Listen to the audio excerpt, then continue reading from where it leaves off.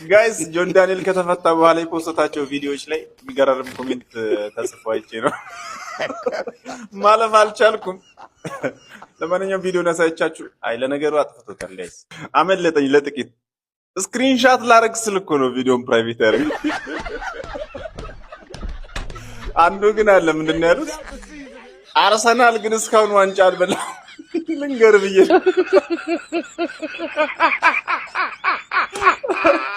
ቪዲዮ ላይ ትንሽ ክርዝዝ ብሎ ነበርና አለባበሱም ትንሽ እሱ ላይ ደግሞ ምንድን ነው ያሉት? ጆዬ ጃኬት ፕሮፌሽናል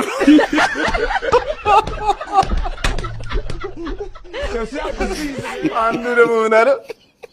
አይ ነው እንደለቀቁልን ኧረ ተውኝ ረጁ እንዳኔ ልብቱልን አይ ነው እንደለቀቃችሁልን ወይ? ኧረ ወይኔ ተው ሰው ኧረ ተውኝ